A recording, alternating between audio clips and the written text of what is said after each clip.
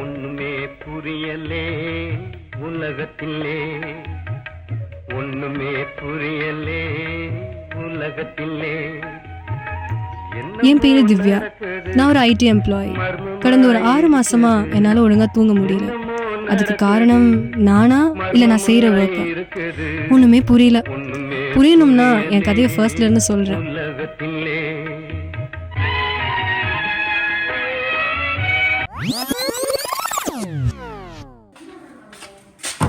திவ்யா, இதையும் ஃபினிஷ் பண்ணிடுங்க. இன்னைக்கு ஓடி பண்ணி ஃபுல்லாத்தையும் கம்ப்ளீட் பண்ணிடுங்க. ஓட்டினா ஓவர் டைம்னு அர்த்தம்.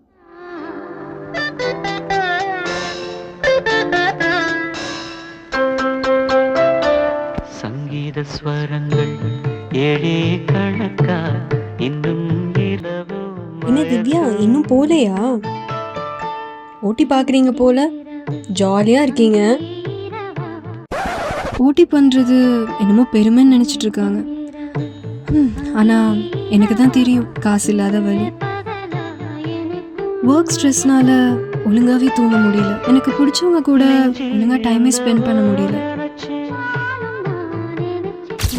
அகெயின் அண்ட் அகெயின் திரும்பவும் அதே லூப்பில் நான் ஸ்டாப்பாக போயிட்டு இருந்துச்சு. அன்டில் இந்த குட்டி பொண்ணை மீட் பண்ணுற வரைக்கும்.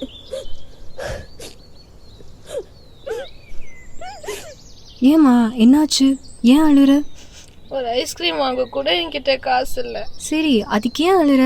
நான் வாங்கி தரேன். நான் எப்போதான் பெரியவளா ஆகி சொந்தமா சம்பாதிப்பேன்னு இருக்கு. ஏன்? அப்பதான் என்னால ஐஸ்கிரீம் எல்லாம் வாங்க முடியும்.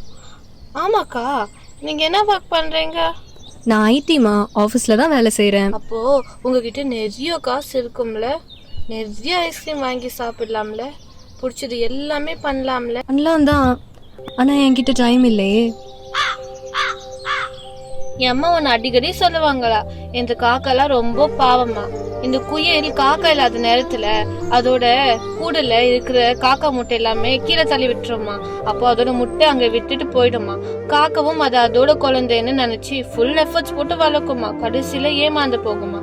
நான் எங்க அம்மா கிட்ட கேட்டேன், ஏன் அடுத்தவங்க குழந்தைக்கு இவ்வளவு எஃபர்ட் போடணும்னு. எங்க அம்மா சொன்னாங்க, அதுக்கு அது அடுத்தவங்கன்னு குழந்தைன்னு தெரிஞ்சா கண்டிப்பா அது அவ்வளவு ஒர்க் செஞ்சிருக்காது அப்படின்னு சொன்னாங்களா. உண்மைதானே? நம்ம ஏன் அடுத்தவங்க கம்பெனிக்கு இவ்வளோ வேலை செய்யணும்? அது ஒன்றும் நம்ம ஓன் கம்பெனியிலே.